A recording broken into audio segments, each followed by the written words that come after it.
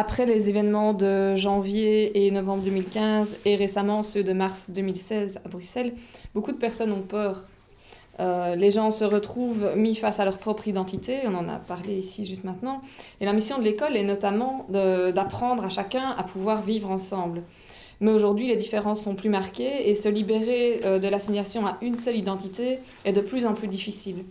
Comment éviter de tomber finalement dans ce piège que les terroristes cherchent à nous tendre en distillant la peur comme ça au sein de l'école, mais ailleurs dans la société aussi? Je vais vous répondre sur deux points différents. D'abord la peur. Je comprends qu'on ait peur. Et c'est vrai quand il y a eu les attentats le 13 novembre, au Bataclan notamment, j'ai eu la trouille parce que j'étais en Charente et ma fille habite là. Les fenêtres de ma fille, la plus jeune qui a 30 ans, donnent sur le petit Cambodge, c'est une des terrasses où il y a eu les premières personnes tuées. Donc j'ai compris et je comprends cette peur. En même temps, cette peur, très honnêtement, au risque de choquer, et j'essaie d'expliquer ça dans le tourment de la guerre, je vais essayer de la relativiser. Oui, c'est vrai que cette peur est épouvantable et que 130 personnes tuées en une journée par une bande de crétins incultes qui ont une Kalachnikov à la main, c'est épouvantable. En même temps, que ce simple attentat ait suffi à faire vaciller l'État français, moi ça m'a scandalisé.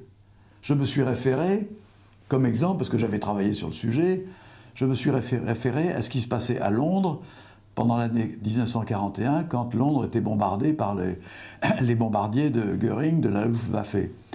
Vous savez que ces bombardements de Londres faisaient en moyenne entre 400 et 500 victimes par jour. Par jour. Et que, malgré cela, non seulement les Anglais ont tenu le coup, n'ont jamais basculé dans la peur, mais ils ont inventé des plaisanteries pour bien montrer qu'ils se moquaient de la peur. Et j'ai trouvé dans un film magnifique de Henri de Turenne, qui a fait un film sur le bombardement de Londres à cette époque, les Anglais, par exemple, se disaient entre eux « N'oubliez pas que nous dînons ensemble la semaine prochaine, s'il n'y a plus de porte, entrez quand même ».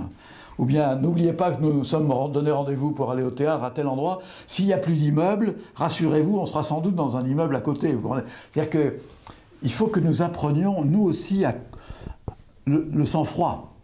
Et pour vous dire la vérité, je ne sais pas qu'en Belgique, ça a dû être la même chose, je comprends très bien la peur, mais en même temps, quand j'ai entendu nos hommes politiques, dans un premier temps, après ils ont un petit peu mis de l'eau dans leur vin, quand j'ai entendu nos hommes politiques, notamment le Premier ministre, dire « c'est terrible, c'est la Troisième Guerre mondiale qui vient de commencer, il y aura peut-être un attentat au gaz dans le métro de Paris, etc. » Je me disais « mais c'est une folie. Le devoir des hommes politiques, c'est de rassurer la population. C'est de ne pas d'accroître sa peur. Vous comprenez ce que je veux dire? Et là, je pense qu'il y a eu beaucoup d'irresponsabilité, comme il y a eu beaucoup d'irresponsabilité de la presse, des médias, y compris le journal où je collabore encore. Quand j'ai vu la couverture du Nouvel Obs, la Troisième Guerre mondiale est commencée, je me disais « mais ils sont fous !» Parce qu'en effet, le terrorisme, c'est une violence qui est mondialisée, mais quand vous dites Troisième Guerre mondiale, ça fait référence à des choses précises. Ça fait référence à des centaines de milliers de morts sous les bombardements. Vous comprenez ce que je veux dire? Donc, rameuter comme ça cet imaginaire, c'est irresponsable. Et j'ai eu la chance quand même d'être assez libre, puisque même si c'était mon journal qui a commencé, j'ai pu le dénoncer, y compris dans mon journal, en disant que j'étais scandalisé par cette... Ça veut dire que face au terrorisme, j'ai été frappé, c'est que, encore une fois, la société civile, y compris chez nous, ils ont été plus intelligents que les politiques.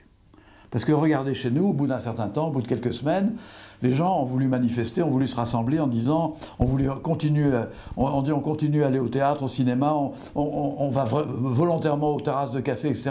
On ne cédera pas à cette peur-là. Et chez vous, je sais bien qu'il y a une grande manifestation pacifique qui a été reportée pour des raisons de sécurité, mais regardez comme les gens ont aussi manifesté Ils ont voulu exprimer le fait qu'ils étaient émus, ils étaient touchés, ils étaient bouleversés, mais ils ne voulaient pas donner raison aux terroristes en cédant à la peur. Vous voyez ce que je veux dire?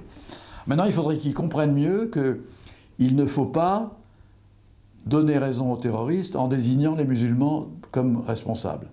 Parce que là, on fait le jeu des terroristes qui tablent sur quoi? Qui tablent sur une guerre civile entre les musulmans et les non-musulmans dans un pays. C'est ça leur objectif.